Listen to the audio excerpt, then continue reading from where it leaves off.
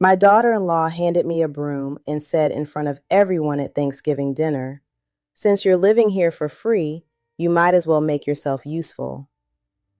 23 people at that table. My son, my grandchildren, cousins, neighbors, and not one of them said a word. They just kept eating. That was the moment I understood what I had become in my own family: a burden, an inconvenience, a woman who had outlived her welcome. But what my daughter-in-law didn't know, what none of them knew, was that the house we were sitting in, the food on the table, the cars in the driveway, all of it belonged to me. Let me tell you how I got there. Let me tell you who I really am. My name is Eleanor Mitchell. I am 73 years old, and until that Thanksgiving, I had spent my entire life believing that sacrifice was love, that silence was strength, that putting my family first would somehow be returned. I was wrong about all of it. I married Harold Mitchell when I was 22 years old. He was a construction worker with big hands and a bigger smile, and I thought that was enough. We had one son, Daniel, who became my entire world. I worked as a bookkeeper for a small accounting firm downtown, while Harold built houses and I built a home. Every penny I earned went into our savings. Every dream I had went into Daniel's future.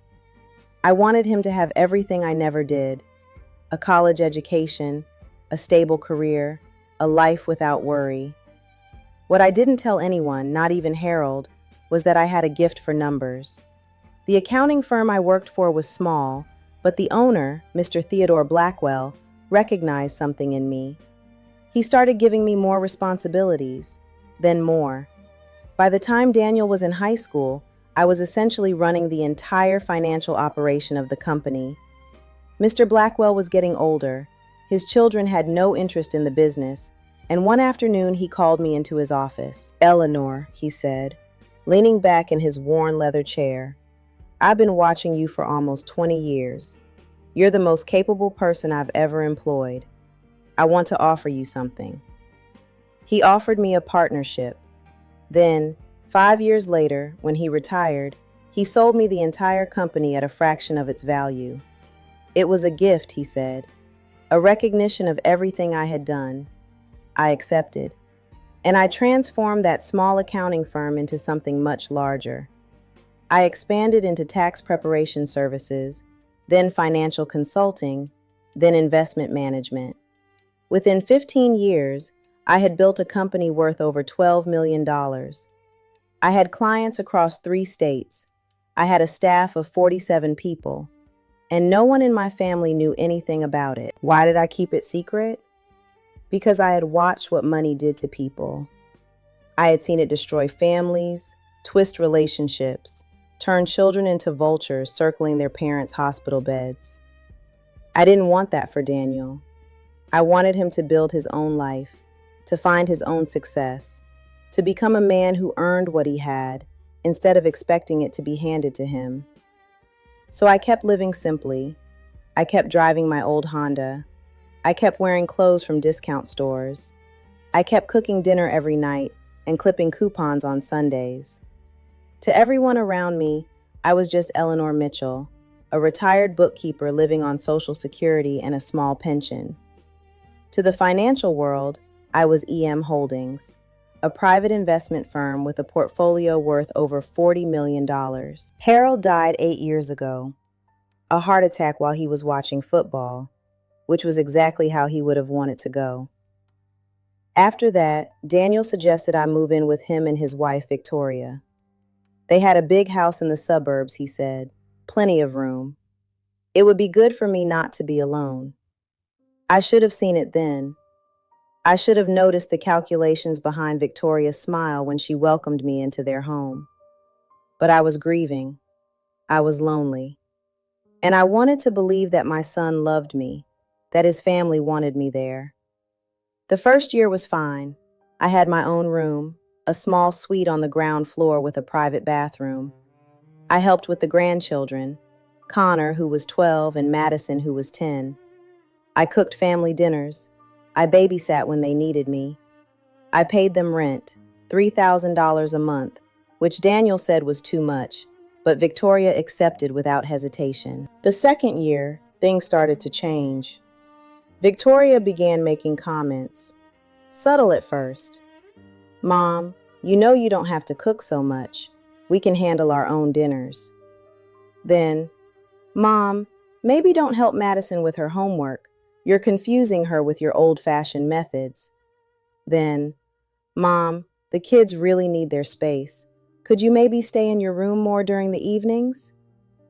I noticed the invitations stopping. Family events I wasn't told about. Dinners out where no one asked if I wanted to come. Birthday parties for the grandchildren where I found out afterward, seeing the pictures on social media, that someone had helped me set up so I could stay connected. Before you continue, if you've ever felt invisible in your own family, make sure you're subscribed. These stories are for those who understand what it means to be forgotten by the people you raised. The third year was when the broom appeared at Thanksgiving. I remember every detail of that day. The smell of turkey and cinnamon, the sound of laughter from the living room, the way the November light came through the dining room windows, casting long shadows across the white tablecloth. I had made my mother's sweet potato casserole, the one I had been making for 50 years, the one Daniel had always said was his favorite. Victoria walked in just as everyone was finding their seats. She looked at me, then at the casserole in my hands, and her lip curled slightly.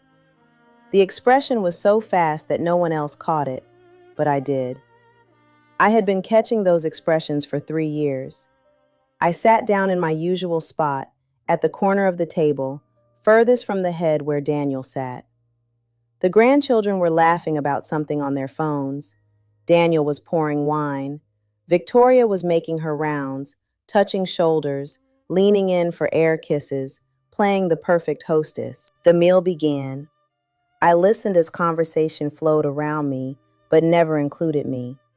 I heard them discuss vacations I wasn't invited on, parties I hadn't heard about, plans for the future that didn't seem to have a place for me anywhere. Then it was time for pie. Victoria stood up and began clearing plates. She moved around the table efficiently, stacking dishes, gathering silverware. When she reached my corner, she paused. "Eleanor," she said, loud enough for everyone to hear, "since you're living here for free, you might as well make yourself useful." She placed a broom in my hand, in front of everyone. The room went silent for half a second. Then Daniel laughed nervously and said, "Victoria's just joking, Mom." But he didn't take the broom from me. He didn't tell her that was inappropriate. He just went back to his wine. I looked around that table. 23 faces, some embarrassed, some amused, some deliberately avoiding my eyes. My grandchildren, whom I had rocked to sleep and read stories to, and loved with everything I had, were looking at their phones as if nothing had happened. I stood up slowly. I set the broom against the wall, and I walked back to my room without saying a word. That night, I sat in my small suite and stared at the wall for a very long time. I thought about the $3,000 a month I had been paying to be humiliated in my own family. I thought about the years I had spent cooking and cleaning and babysitting, all while being treated like an unwanted guest. I thought about Victoria's smile and Daniel's silence, and the way my grandchildren didn't even look up from their phones. And then I thought about the $40 million sitting in my investment accounts. The real estate portfolio worth another $12 million. The beach house in Maine that I had bought 15 years ago and had been renting out ever since. The commercial property downtown that generated $200,000 a year in rental income. They thought I was poor. They thought I was dependent. They thought they were doing me a favor by letting me live in a corner of their house like some forgotten piece of furniture. They were wrong about everything. The next morning, I called my financial advisor. His name was Gregory Price, and he had been managing my accounts for almost 20 years. He was one of the only people in the world who knew the truth about my finances. "Gregory," I said when he answered, "I need you to do something for me." Of course, Mrs. Mitchell, what do you need? I need you to find out everything about my son's financial situation. His debts, his assets, his credit, everything. There was a pause. May I ask why? Because I've been a fool, Gregory, and it's time I stopped. Within a week, Gregory had compiled a comprehensive report. What I read in those pages broke my heart and clarified my mind at the same time. Daniel was drowning in debt. Nearly $400,000 in credit cards, car loans, and a second mortgage on the house I was living in. His salary as a mid-level marketing manager was barely enough to cover the minimum payments. Victoria's spending was astronomical. Designer clothes, luxury vacations, private school tuitions for the children, a lifestyle that was built entirely on borrowed money. And that $3,000 a month I had been paying them? It was the only thing keeping them from defaulting on the house. But that wasn't the worst part. The worst part was a document Gregory found buried in public records. A life insurance policy on me. $1 million, with Daniel and Victoria as beneficiaries. They had taken it out 2 years ago, right around the time the living here for free comments had started. They weren't just waiting for me to die, they were counting on it. I sat with that information for 3 days. I didn't cry. I didn't rage. I just sat in my small room and let the truth settle into my bones like winter settling into the earth. My son, the baby I had nursed through fevers and nightmares, the boy I had put through college and helped buy his first car, the man I had loved unconditionally for 47 years, was treating me like an investment to be cashed in at the appropriate time. On the 4th day, I made a decision. I was not going to confront them. I was not going to explain or argue or beg for respect. I was going to do something much more effective. I was going to wait. And while I waited, I was going to prepare. The first thing I did was change my will. I had always planned to leave everything to Daniel, assuming it would eventually go to my grandchildren. But that Thanksgiving with the broom had changed everything. I sat down with my estate attorney, a sharp woman named Patricia Chin, and we created something new. I established a trust for Connor and Madison. Not money they could access now, but money that would be there for them when they turned 30, after they had hopefully learned to value something other than material wealth. Until then, the money would accumulate, managed by professionals who had no connection to Daniel or Victoria. I also added a clause. If either of my grandchildren attempted to contest the will, if they showed themselves to be the kind of people who would fight over an inheritance instead of earning their own way, they would lose everything. The money would go to charity instead. Patricia looked at me over her reading glasses. Eleanor, are you sure about this? This is quite different from what we discussed before. I've never been more sure of anything in my life. She nodded slowly. May I ask what happened? I was handed a broom at Thanksgiving dinner, I said, in front of my entire family, by the woman who is living in a house I could buy 100 times over. Patricia was quiet for a moment. Then she said, let's make sure this document is ironclad. The second thing I did was buy a house. Not just any house. I bought the house next door to Daniel and Victoria. It had been on the market for 6 months. A beautiful colonial with 4 bedrooms and a wraparound porch. The asking price was $800,000. I paid $900 in cash and closed within 2 weeks. I didn't tell anyone what I had done. I simply arranged for a property management company to handle the purchase and prepare the house for eventual occupancy. To my family, I was still the poor widow in the back room, counting pennies and depending on their generosity. The third thing I did was wait for Christmas. The weeks between Thanksgiving and Christmas are usually filled with anticipation and joy. In Daniel's house, they were filled with shopping lists and complaints about my presence. Victoria's mother was coming to visit, and suddenly my small suite was needed for real guests. Eleanor, Daniel said one evening, standing in my doorway with his hands in his pockets, the way he always did when he was uncomfortable. "We need to talk about Christmas." "Of course, dear. What about it?" "Well, Victoria's mother is coming, and we really don't have room for both of you. The kids need space to play, and the suite is right next to the living room, which is where everyone will be gathering." "I see. So where would you like me to go?" Daniel shifted his weight. "There's a nice senior center about 20 minutes from here. They have a Christmas program, activities, a special dinner, that sort of thing. I thought maybe you'd enjoy spending the holiday there." I looked at my son, really looked at him, and I saw a stranger wearing my child's face. "I understand," I said quietly. "When should I leave?" "Well, Victoria's mother arrives on the 22nd, so maybe the 21st would be best. Give everyone time to settle in." "Of course, I'll make arrangements." The relief on his face was painful to witness. He had been expecting an argument, tears, guilt. Instead, I had given him exactly what he wanted: permission to abandon his mother on Christmas. What he didn't know was that I had been waiting for exactly this moment. On December 21st, I packed my suitcase with the few belongings I truly cared about. Some photos of Harold, my mother's recipe box, a small jewelry box with my wedding ring, and a few pieces that had been in my family for generations.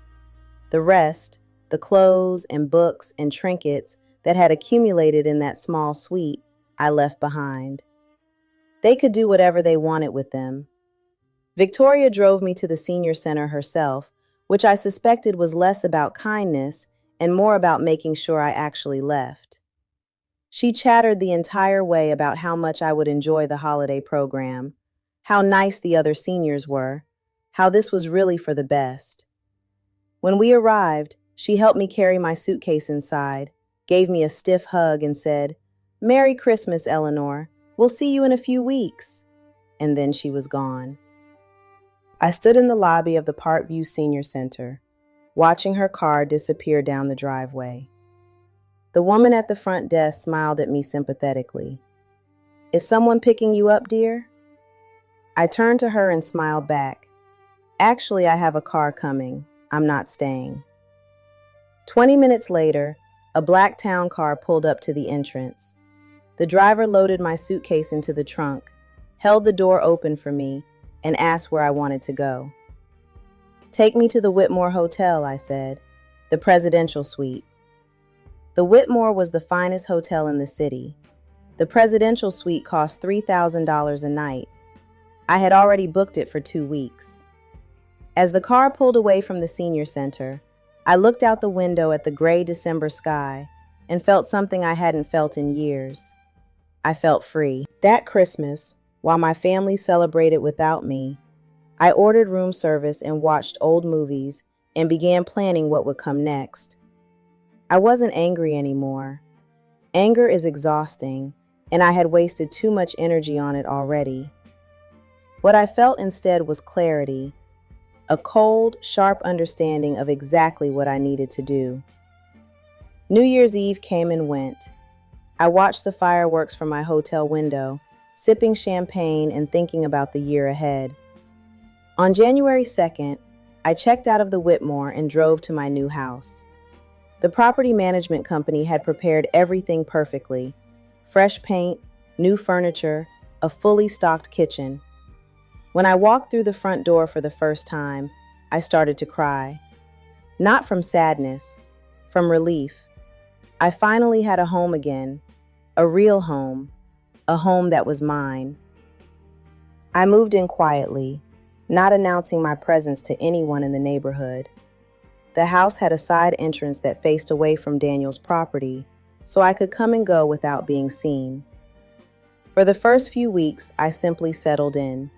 I arranged my photos on the mantle.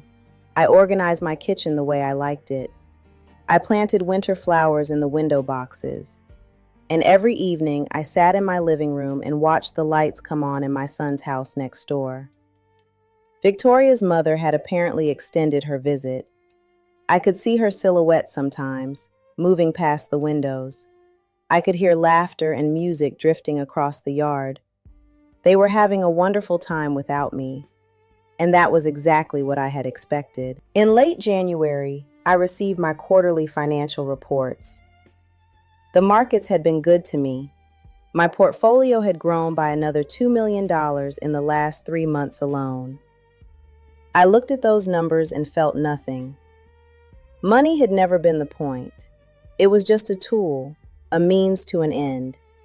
The end I was working toward was much more valuable than any number in a bank account. February brought unexpected news. Gregory called me one morning, his voice carefully neutral. "Mrs. Mitchell, I thought you should know. Your son has been making inquiries." "What kind of inquiries?" "He's been trying to find out about your finances.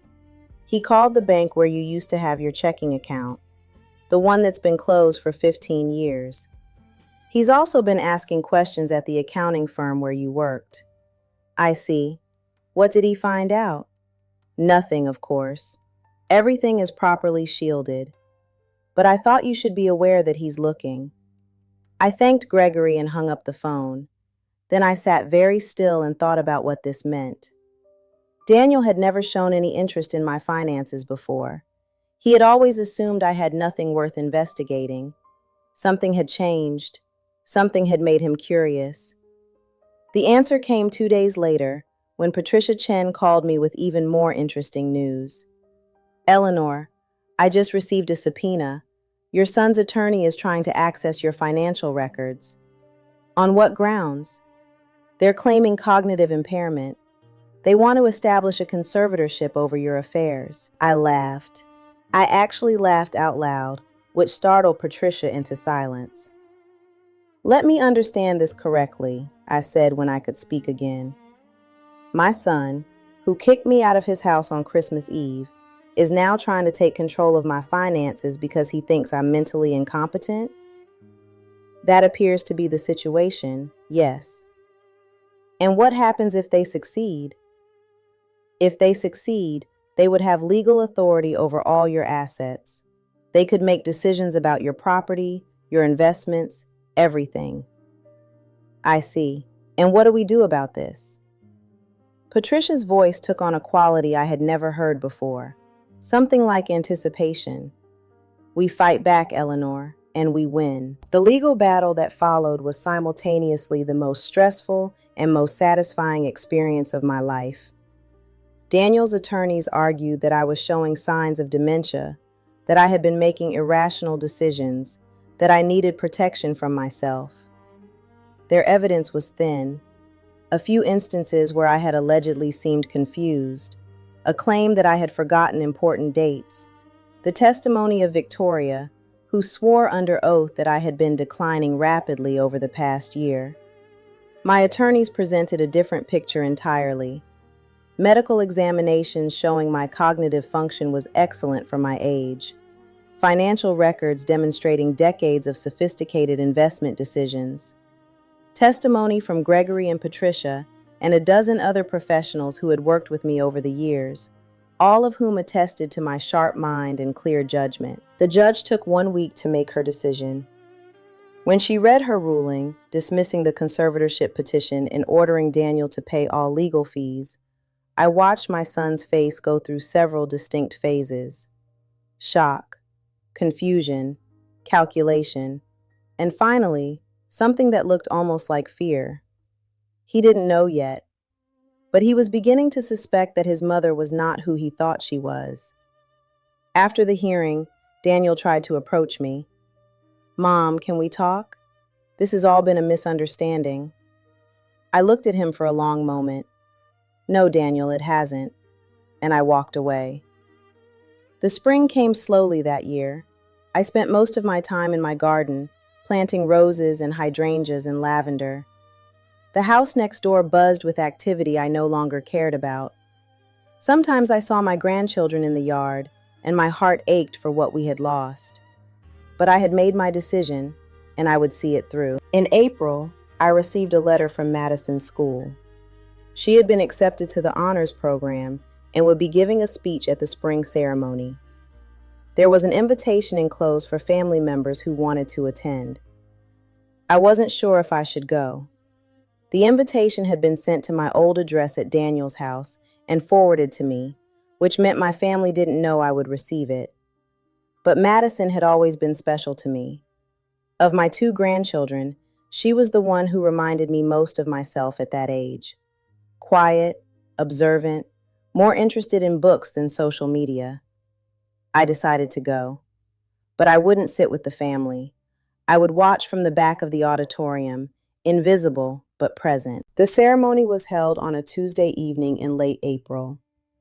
I arrived early and found a seat in the last row, where the shadows were deepest and the chances of being recognized were lowest. The auditorium filled slowly with parents and grandparents and siblings, all chattering with excitement. I saw Daniel and Victoria arrive with Connor. They sat in the front row, of course. Victoria was wearing a new dress that probably cost more than my monthly grocery budget used to be. Daniel was checking his phone.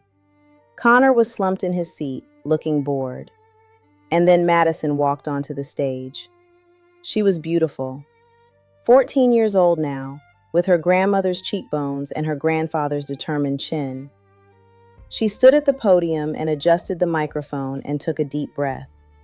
Her speech was about family, about the people who shape us and the lessons they teach us, sometimes without even knowing it. My grandmother used to tell me stories, she said, her voice clear and steady.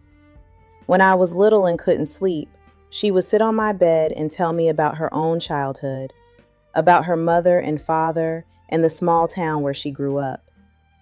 She taught me that the most important things in life aren't things at all. They're moments, connections, the feeling of being truly known by another person. I haven't seen my grandmother in a long time. She moved away last year and I miss her. But I remember what she taught me. I remember that love isn't about grand gestures or expensive gifts. It's about showing up. It's about being present. It's about making someone feel like they matter. I wiped tears from my face as Madison continued speaking. She talked about her teachers, her friends, her dreams for the future. But she kept coming back to me, to the stories I had told her, to the lessons I had tried to pass on during those precious years when she was small enough to sit in my lap and young enough to still believe that grandmothers had all the answers. When the ceremony ended, I slipped out before anyone could see me. But as I walked to my car, I made another decision. Madison deserved to know the truth. Not yet, not while she was still under her parents' roof, but someday. Someday I would tell her everything. The summer passed quietly. I traveled a bit, visiting the beach house in Maine and a vineyard in California where I had invested decades ago. I read books and worked in my garden and began writing letters that I would never send. Letters to Daniel, explaining my disappointment. Letters to Victoria, cataloging her cruelties. Letters to my grandchildren, apologizing for leaving them, but explaining why I had to go. I wrote those letters not to send them, but to release them. Each one was a piece of anger or grief or love that I needed to process and then let go. By the end of the summer, I had filled 3 notebooks with words that no one would ever read. In September, everything changed. Have you ever held a truth that could destroy someone you love? Have you ever wondered whether telling that truth would be justice or cruelty? Tell me in the comments. I want to hear your story. Gregory called me on a Tuesday morning. His voice was different than usual, shaky, uncertain. Mrs. Mitchell, I have news. Your son has filed for bankruptcy. I closed my eyes. Tell me everything. The details were worse than I had imagined. Daniel had been gambling. Not at casinos, but on the stock market, making risky investments with borrowed money, trying desperately to dig his way out of the hole he had created. Victoria's spending had continued unchecked, and the debts had multiplied faster than Daniel could manage them. The bankruptcy filing meant they would lose almost everything: the cars, the furniture, the lifestyle they had built on borrowed time and borrowed money, and the house. The house I had been paying $3,000 a month to live in. The house where I had been humiliated and discarded. The house that sat right next door to my secret refuge. "What happens now?" I asked. "They have about 60 days before the bank forecloses. Unless they can come up with the money to satisfy the creditors, they'll be evicted." I sat with that information for a long time after Gregory hung up. My son was about to lose everything. My grandchildren were about to become homeless. The family that had thrown me away was now facing the consequences of their own choices, and I had the power to save them or destroy them completely. I chose neither. Instead, I did something that required more courage than any financial decision I had ever made. I called Daniel and asked him to meet me at a coffee shop downtown. Neutral territory, public space, a place where neither of us would have the advantage. He agreed immediately, which told me how desperate he was. The Daniel who had sent me to a senior center on Christmas Eve would never have made time for his bothersome mother. This Daniel needed something. I arrived early and chose a table in the corner. When Daniel walked in, I barely recognized him. He had lost weight. His clothes, usually impeccable, were wrinkled. His eyes had a haunted quality that reminded me of Harold in the final months before his heart gave out. He sat across from me and tried to smile. "Mom, it's good to see you. Daniel, how are you?" The facade cracked almost immediately. He started talking, the words tumbling out in a rush. The bankruptcy, the debts, the foreclosure, Victoria's spending that he couldn't control, the investments that had gone wrong, the life that was falling apart around him. I listened without interrupting. I watched his face as he confessed years of poor decisions and desperate choices. And when he finally stopped talking, when he looked at me with eyes that were begging for something he couldn't name, I asked him one question. "Daniel, do you remember last Thanksgiving?" He blinked. "What?" "Thanksgiving. The broom. Do you remember?" His face went pale. "Mom, that was just... Victoria was just joking. She didn't mean anything by it." I let the silence stretch between us. Daniel squirmed in his seat like a child who had been caught doing something wrong. "And Christmas," I continued, "when you sent me to a senior center so Victoria's mother could have my room. Do you remember that?" "Mom, that was... we didn't have space, and Victoria's mother really needed." "You kicked your mother out of your house on Christmas Eve, Daniel, because you didn't want to inconvenience your wife's family. Does that not seem significant to you?" He looked down at the table. "I'm sorry," he whispered. "I didn't think." "No, you didn't think. You didn't think about how I felt living in that small room for 3 years, paying you rent while being treated like a servant. You didn't think about the insurance policy you took out on my life, betting on my death to solve your financial problems. You didn't think about the conservatorship you tried to file, attempting to take control of assets you knew nothing about, because you assumed your elderly mother couldn't possibly have anything worth taking."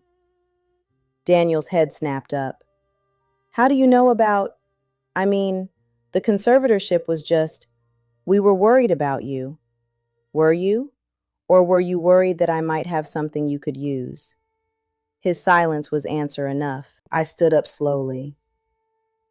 "I'm going to tell you something now, Daniel, and I want you to listen very carefully, because I'm only going to say it once." His eyes were wide, frightened. "Good. I am not the woman you think I am. I have never been the woman you think I am.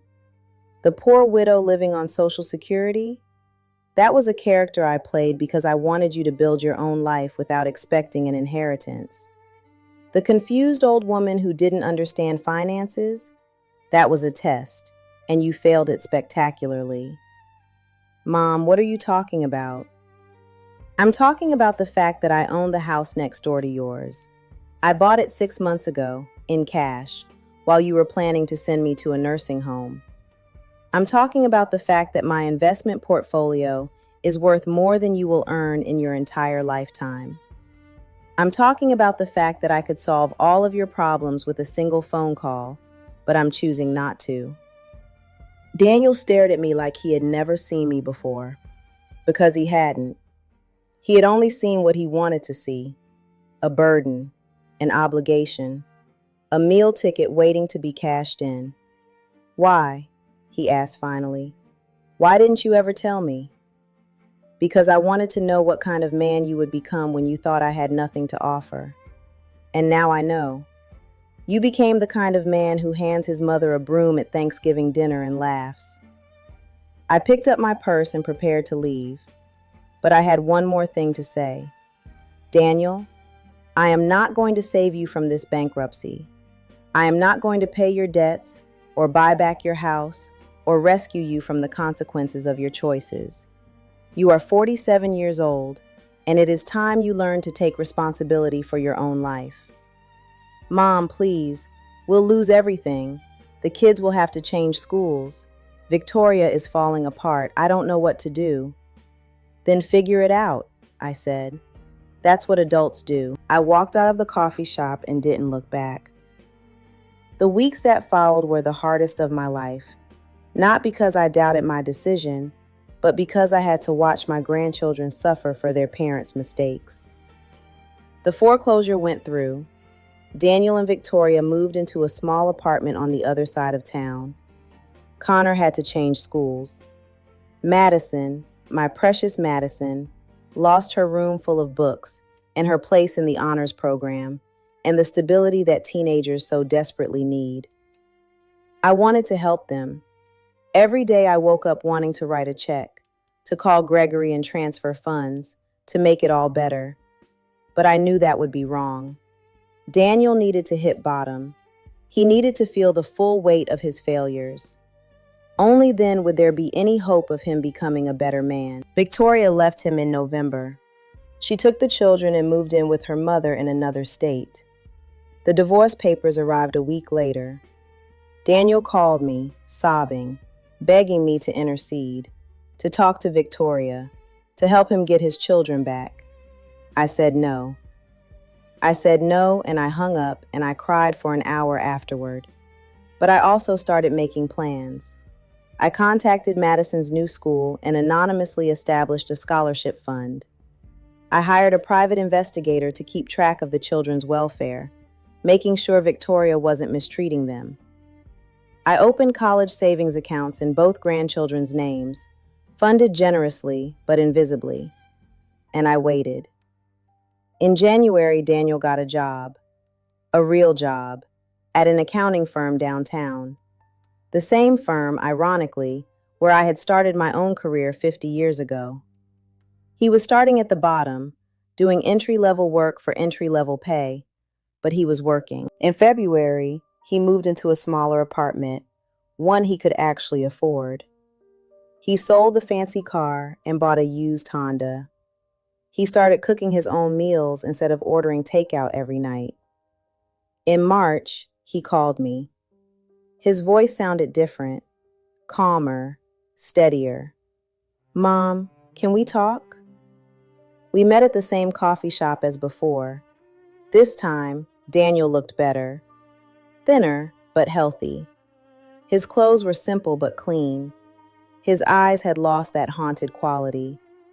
I've been doing a lot of thinking, he said, about the kind of person I was, the kind of husband, the kind of father, the kind of son. And what have you concluded? That I was terrible. All of it. The way I treated you, the way I let Victoria treat you, the way I prioritized money and status over the people who actually mattered. I was so focused on looking successful that I forgot how to be a decent human being. I listened without interrupting. This was different from before. This wasn't desperation talking. This was something like genuine self-reflection. I don't know if you can ever forgive me, Daniel continued. I'm not even sure I deserve forgiveness. But I wanted you to know that I understand now. I understand what you were trying to teach me by not telling me about your money. You wanted me to build my own life, and instead, I built a house of cards that collapsed the moment things got difficult. What do you want, Daniel? He shook his head. I don't want anything. That's the point. I'm not here to ask you for money or help or forgiveness. I'm here to tell you that I'm sorry, that I was wrong, that I should have treated you with respect and love, regardless of what I thought you had or didn't have. I studied my son's face. The boy I had raised was in there somewhere, underneath the layers of mistakes and regrets. Maybe he could still be reached. I'm not ready to forgive you yet, I said slowly, but I'm willing to try. Daniel's eyes filled with tears. That's more than I deserve. Probably, but you're still my son. We sat in that coffee shop for 2 hours. We talked about Harold, about the early years of Daniel's childhood, about the moment when things had started to go wrong. We talked about Victoria and the children and the divorce and the future. By the end, we hadn't solved anything, but we had started a conversation, and sometimes that's enough. The rest of that year was a slow rebuilding. Daniel visited me at my house, the house next door to where he used to live, and he finally understood how long I had been watching, how close I had been while he thought I was gone. He met Gregory and Patricia and learned about the empire I had built in silence. He didn't ask for money, not once. He worked his job and paid his bills and slowly, painfully, rebuilt his credit. When Victoria allowed him to see the children again, he drove 4 hours each way, every other weekend, to spend time with them. Madison called me in June. She had found my number somehow, probably through Daniel. Her voice sounded older than 14, weighted with experiences that should have come much later. Grandma, I miss you. I miss you too, sweetheart. Dad says you're not poor. Dad says you were always rich, but you didn't tell anyone. That's true. Why? Because I wanted your father to become a good man on his own. And for a while, I thought I had failed. Did you fail? I don't know yet. Ask me in 10 years. She laughed, a sound I hadn't heard in so long that it made my heart ache. Grandma, can I come visit you this summer? I would like that more than anything in the world. Madison came for 2 weeks in August. We baked cookies and worked in the garden and talked about books and boys and the mysteries of growing up. I told her stories about my own childhood, the same stories I used to tell her when she was small. She listened like she was memorizing every word. On her last night, we sat on my porch and watched the sunset. Grandma, why did you stay away so long? After Mom kicked you out, I mean. Why didn't you fight to see us? Because I needed your father to understand what he had lost before he could understand what he had. And because I needed you to grow up a little, to be old enough to make your own judgments about what happened. Do you hate Mom? I considered the question carefully. No, I feel sorry for her. She was raised to believe that money and status were the most important things in life. And when she lost both, she didn't know who she was anymore. That's a sad way to live. Madison nodded slowly. She's different now. Sadder, quieter. She never talks about the house or the cars or any of that stuff anymore. People can change, I said. Sometimes losing everything is the only way to find out what really matters. Madison left the next morning. I drove her to the airport and hugged her for a long time before she walked through security. When she was gone, I sat in my car and cried, but they were good tears this time, healing tears. The following year, Daniel got promoted, then promoted again. By his 49th birthday, he was running his own team at the accounting firm, earning a respectable salary, and living in a modest house he had bought with his own money. He invited me to his birthday dinner, just the two of us, at a small Italian restaurant downtown. No fancy presents, no elaborate plans, just a mother and son sharing a meal and a conversation. Mom, I need to tell you something, he said over dessert. What is it? I've been thinking about what you said, about how you wanted me to build my own life, and I finally understand. All those years, I thought you were holding out on me. I thought you were being cruel by not sharing your money. But you were actually trying to save me from becoming exactly what I became. And what was that? A man who measured his worth by his bank account. A man who treated people differently based on what he thought they could give him. A man who forgot that his mother was a person, not a problem to be managed. I reached across the table and took his hand. You're not that man anymore. I'm trying not to be. Every day, I'm trying. We finished dinner and walked out into the cool evening air. The street lights were coming on, casting pools of golden light on the sidewalk. Mom, Daniel said as we reached my car, I know I can never make up for what I did. The broom, the Christmas, the conservatorship, all of it. But I want you to know that I'm grateful. Grateful for what? For not saving me, for letting me fail, for trusting that I could eventually find my way back to being the kind of man you raised me to be. It was the hardest thing you could have done, and I know that now. I looked at my son, really looked at him, and I saw someone I hadn't seen in years. The boy who used to bring me dandelions from the yard, the teenager who wrote me poetry for Mother's Day, the man I had always hoped he would become. I love you, Daniel. I love you too, Mom, and I'm sorry for everything. It wasn't perfect, nothing ever is, but it was enough. It was a beginning. 2 years later, I celebrated my 75th birthday. Daniel threw a party at his house, the modest 3-bedroom he had bought with his own money. Madison and Connor both came, older now and wiser. Victoria sent a card, which was more than I expected. We ate cake and told stories and laughed about things that used to hurt. At one point, Madison pulled me aside. Grandma, I have something for you. She handed me a thick envelope. Inside was a stack of papers, a college application, a letter of acceptance, and a personal essay. I read the essay while Madison watched.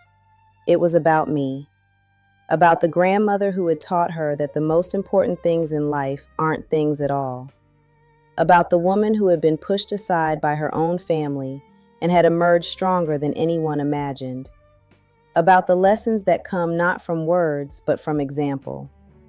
Madison, this is beautiful. I'm going to college, Grandma, on my own, with scholarships I earned and a job I got myself. Dad offered to help pay, but I said no. I want to do this the way you would have done it. I pulled her into a hug and held her tight. I am so proud of you. I know.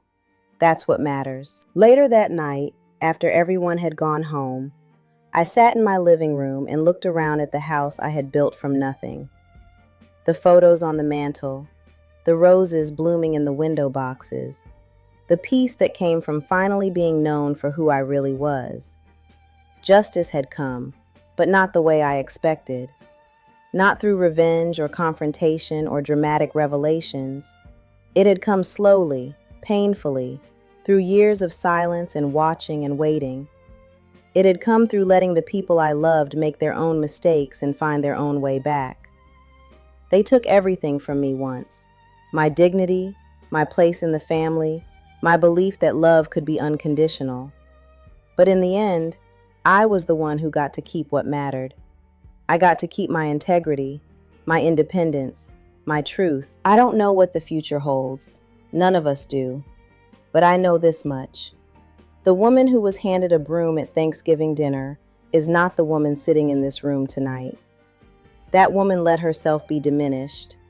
This woman knows her worth. And that, in the end, is the only justice that matters. They thought I had nothing. They treated me like I had nothing. But I had everything all along. I just had to lose them to find it. If this story touched your heart, share it with someone who needs to hear it. Because sometimes the most powerful thing we can do is survive, and the most beautiful thing we can do is thrive. The sun is setting now outside my window. Another day ending, another night beginning. Tomorrow I will wake up and tend my garden and call my grandchildren and live the life I built with my own two hands. It is a good life. It is my life. And no one can ever take it from me again. Not the son who forgot his mother, not the daughter-in-law who tried to break me, not the family that learned, too late, what they had thrown away. In the end, they didn't destroy me, they freed me. And that is a debt I will never stop being grateful for. The end came quietly, the way most true endings do. Not with shouting or tears or dramatic confrontations, but with the soft click of a door closing. The chapter was finished. The book could finally rest. I think about Harold sometimes, especially in the early mornings when the light comes through the windows just the way it used to in our first apartment. I wonder what he would think of everything that happened. The money, the betrayal, the long road back to something like family. I think he would be proud. Not of the wealth I accumulated or the plans I executed, but of the woman I became. The woman who refused to be diminished. The woman who chose dignity over comfort and truth over peace. Some nights, when the house is quiet and the stars are bright, I swear I can hear his voice. Keep going, Eleanor. You're almost there. I don't know what he meant by there. Maybe he meant this moment, this peace, this quiet certainty that I am exactly where I'm supposed to be. Or maybe he meant something else entirely, something I haven't discovered yet. Either way, I'm not afraid anymore. I faced the worst that family can do to each other, and I survived. More than survived, I flourished. The woman who was handed a broom at Thanksgiving is gone. In her place is someone stronger, wiser, more certain of her own worth. Someone who knows that love doesn't mean accepting cruelty, that family doesn't mean sacrificing dignity, that being old doesn't mean being invisible. I am Eleanor Mitchell. I am 75 years old, and I am finally, truly free. Thank you for listening to my story. Thank you for believing that it matters, because it does. Every story of survival matters. Every woman who refuses to be erased matters. You matter. Remember that. Especially on the days when the world tries to make you forget. I'll be here, in my house with the roses and the memories and the peace I fought so hard to find. And if you ever need to be reminded that strength comes in quiet forms, that justice doesn't always look the way we expect, that families can break and heal and become something new, I'll be here to tell you. This is my truth. This is my ending. And it is exactly what it should be. The lights are dimming now. The story is complete.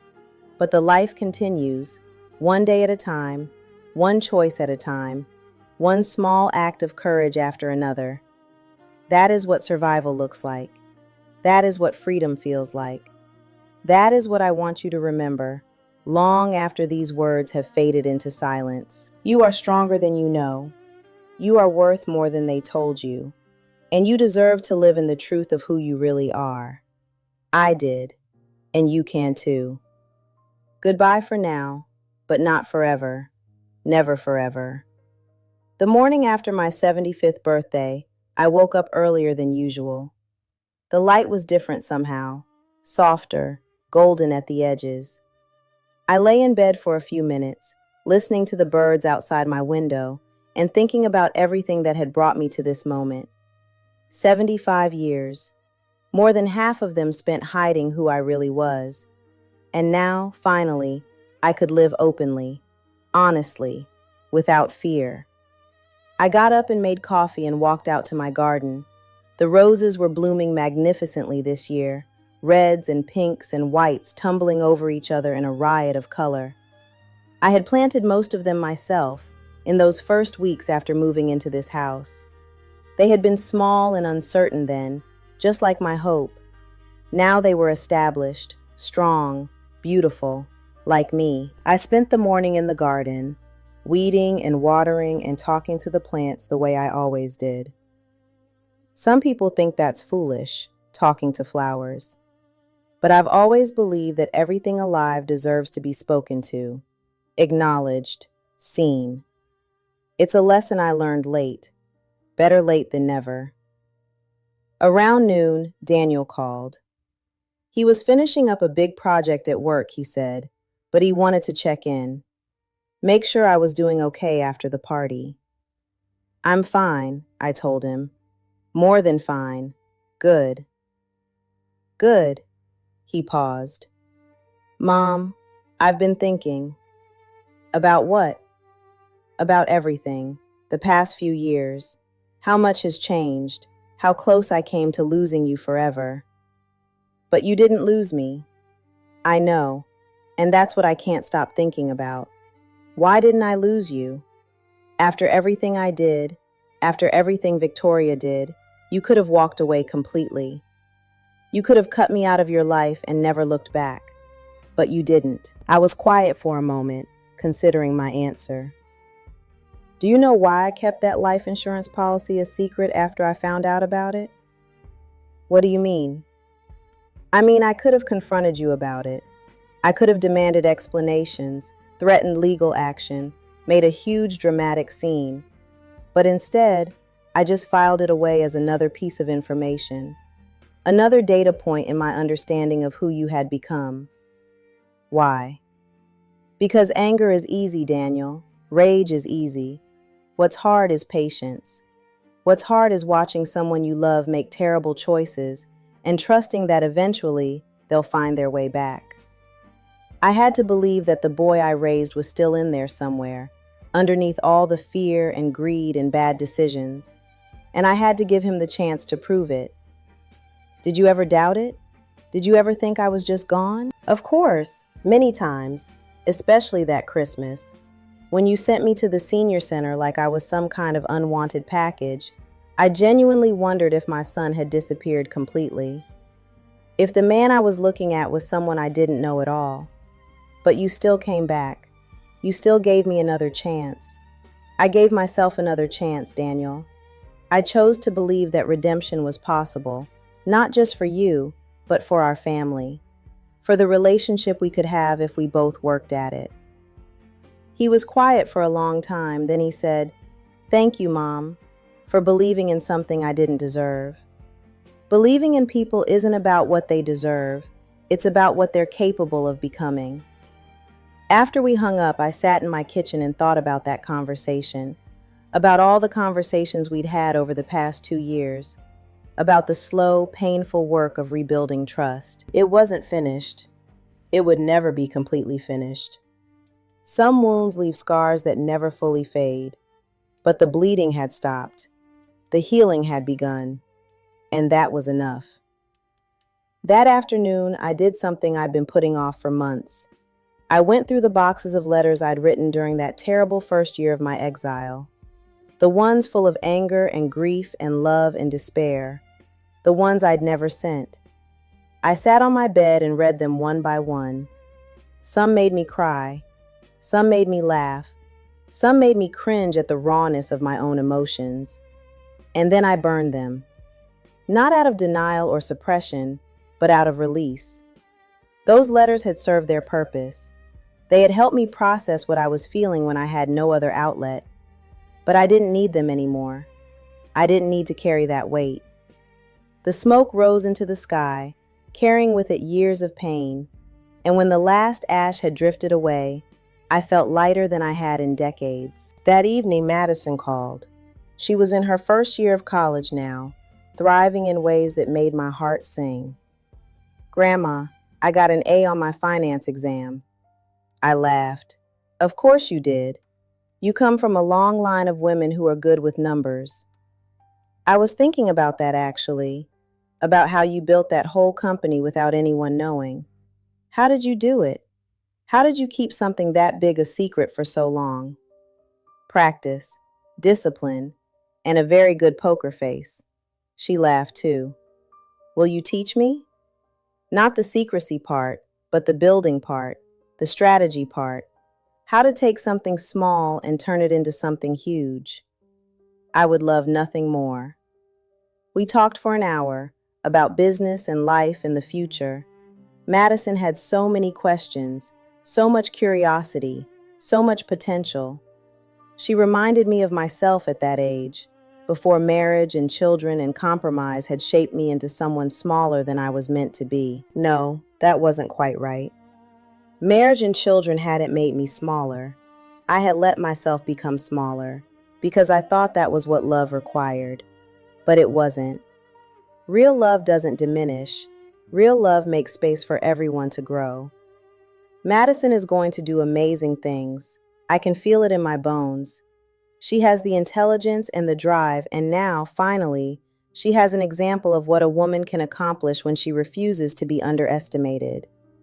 That's my legacy. Not the money, not the properties, not the portfolio. My legacy is the granddaughter who learned that she can be anything she chooses to be. That's worth more than all the dollars and all the bank accounts in the world. Summer turned to fall turned to winter.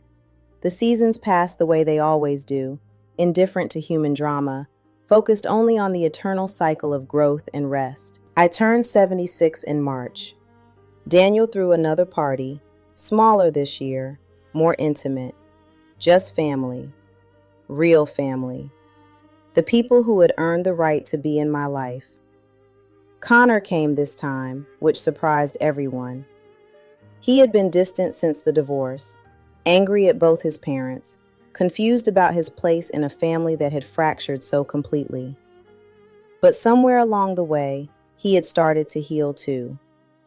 "Grandma," he said, pulling me aside during the party, "I need to apologize." "For what?" "For not standing up for you. That Thanksgiving.